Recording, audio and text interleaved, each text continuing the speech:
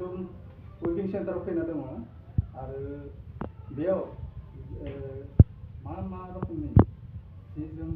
दानाय जायो बे हेन्दलुम सेन्टाराव वेबिं सेन्टाराव आरो बेखौ नोंथांमोना नुनो मोनगोन आरो आंजों लोगोसे बे हेन्दलुम सेन्टारनि बिगोमा दङ बिथांजोंबो दान्दिसे सावरायनि खुलुमबाय आंनि आइ सानसालि वेबिं सेन्टाराव बयखौबो बरायनाय थाबाय आंनि आइ सानसालि वेबिं सेन्टाराव आङो मा जि दायो लुयो बेखौ बिथाङा जोंखौ भिजिट खालामफैदों गावनि मोनसे इउटुब चेनेलाव जोंनि फेक्टरिखौ एसे समनि थाखाय नोंथांमोननि सिगाङाव दिन्थिनाय जादों आरो वेबिं सेन्टाराव लोगोसे आंनि प्रडाक्टफोरखौबो नोंथांमोननि गेजेराव लाबोनाय जादों स' बिदिब्ला आङो गांसे गासैखौबोथ' देखायजोबनो हाया मा प्रडाक्ट आङो दायो आंनाव मा प्रडाक्ट एभेलेबल दं बेखौ आं एसे दिन्थिलांनो जाहाथे नोंथांमोननि गेजेरसिम आंनि प्रडाक्टफोरा सहैयो आरो जुदि सोरबा फसायोबा सोरखौबा नांगौबा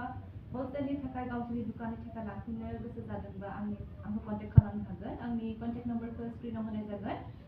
थ' बिदिब्ला देरि खालामला आंनि दुखानाव मोनसे आंनि सेन्टाराव वेबिं सेन्टाराव जिहेतु आं मेनुफेक्चारार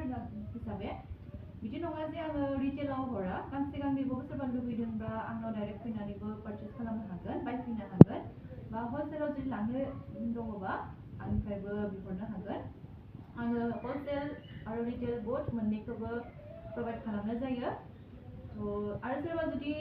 नागिरोबा जे उमुक डिजाइनाव बेबायदि प्रडाक्ट नांगौ बे प्रडाक्टआव नों बिदि डिजाइन नांगौ कास्टमाइजेसन जोंनि प्रडाक्टआव एभेलेबल दं स' सोरबा जुदि सानदोंबा आं एसे कास्टमाइज खालामनि आंनि प्रडाक्टफोरखौ एसे डिफारेन्ट भेरिएन्ट लाबोनो सानोबा डिजाइन होनो सानोबा बेफोरखौबो जों एक्सेप्ट खालामो जुदि सोरबा कास्टमाइजेसन खालामनो थ' पार्सनेलि भिजिट खालामनांगोन आंनि एड्रेसा जाबाय गरेस्वर धिरेनपारा थ' बिदिब्ला आङो प्रडाक्टफोरखौ देखायलांनो